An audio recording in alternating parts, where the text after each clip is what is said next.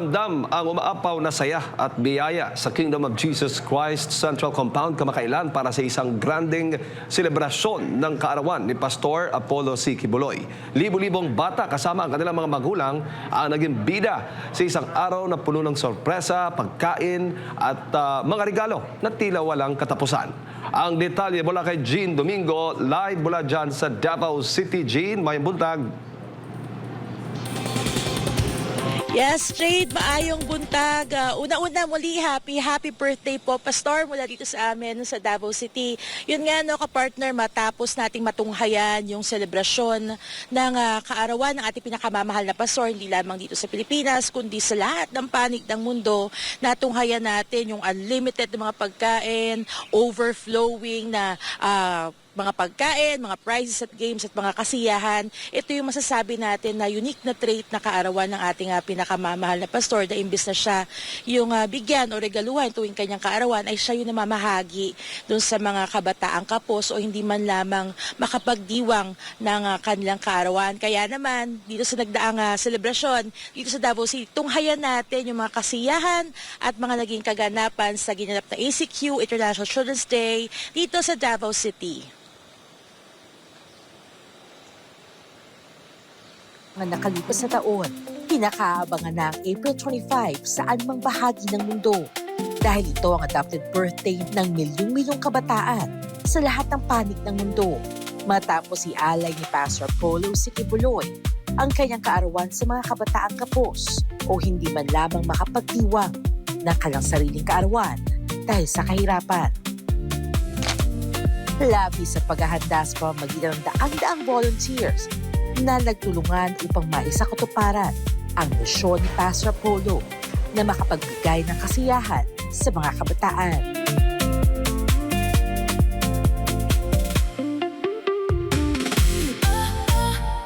At ngayong taon, libo-libong kabataan kasama ang kanilang mga magulang ang muling nagdiwang at labis-labis ang excitement at kagalakan sa ginanap na ACQ International Children's Day Celebration sa Davao City. Tuwing kaarawan ni Pastor Apollo, hindi mawawala ang libre, unlimited at overflowing ng mga pagkain at kasiyahan na nakadisplay sa Sunshine Land sa pamamagitan ng mga naggagandahang food. Unlimited at free freshly baked breads ang dinagsa at nagbigay ng kabusugan sa mga kabataan at kanilang mga magulang. Maaari nilang kainin kahit ilan, gaano mong kalaki o kadaming tinapay ang naisin nila. At upang mapawi ang kabusugan galing sa unlimited breads, ay tinapatan naman ito ng overflowing at drink all you can ng iba't ibang flavors at kulay ng juice drinks. Bawat isang bata ay maaaring magbalik-balik at uminom ng kahit gaano kadaming juice na kaya nito. At syempre hindi naman mawawala ang mga paborito ng bawat bata na isa sa agad na pinilahan ng mga kabataan. Nariyan ang popcorn booth na overflowing ang popcorns.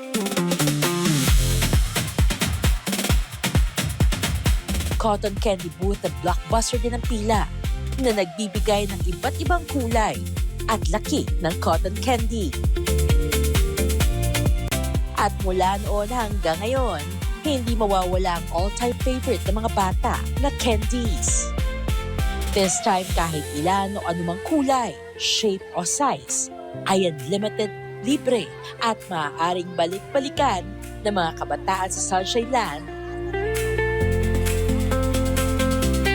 At bago pa dumating ang highlights ng pagdiriwang ng ACQ International Children's Day sa Davao City, nagbigay din ng kagalakan di lamang sa mga kabataan, kundi sa lahat ng dumalo ang libre at eat-all-you-can ice cream na inihanda para lang sa kanila.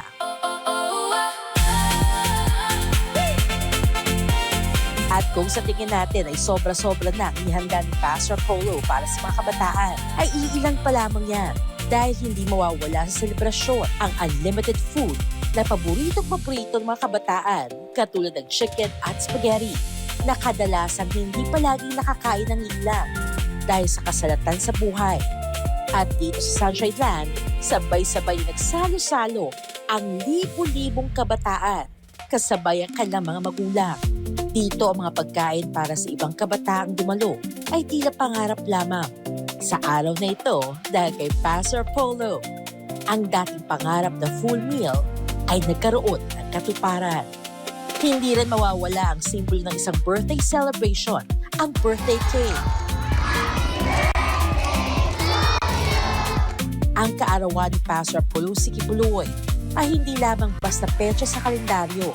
Ito isang tradisyong pinakahintay ng milyong-milyong bata sa buong mundo. At dumating na ang pinaka-highlight ng lahat ng kasiyahang ito, ang pamimigay ng nagbibigatan at naglalakihang mga regalo. Kung pagmamasdan ng ilan sa kanila, halos hindi na mayakap ang mga regalong mas malaki pa sa kanyang maliliit na bisig. At ngayong taon sa kaarawan ni Pastor Polo, libu-libong bata ang nabigyan ng kasiyahan. At hindi lamang malalaking kanto ng mga regalo ang natanggap, kundi mga malalaking bags ng grocery items. Kasama sa mga dumalo at nakiisa sa pamamahagi ng mga regalo ay ang mga Kingdom Board of Administrators, Friends of the Kingdom at si Boss D na nakatanggap ng mainit na pagtanggap mula sa mga bata. Ang mga batang ito ay ilan lamang sa milyong-milyong kabataan sa buong mundo ang nakaranas ng pag-ibig at pagpapalang ito mula kay Pastor Polo.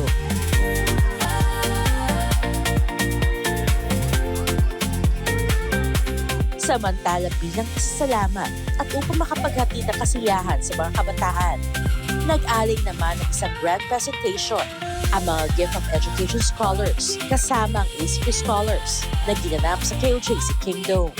Kasama din ito ang salo-salong ginanap sa KOJC Compound.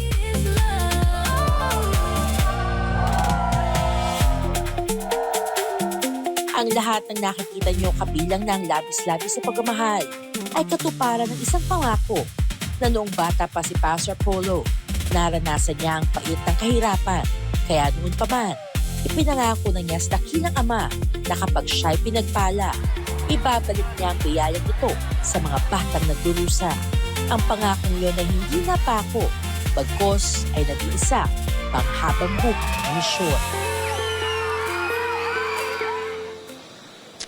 Mga kapartner, ito ay isang patunay na anumang akusasyon ng binabato o batikos ng binabato sa kanya, hindi nito mababago ang katotohanan sa harap ng mga kabataan. Sa mata ng bawat bata na naka-experience ng ACQ International Children's Day, si Pastor Apollo ay isang tao nagbigay sa kanila ng pagkakataong maranasan ang nararapat para sa isang bata.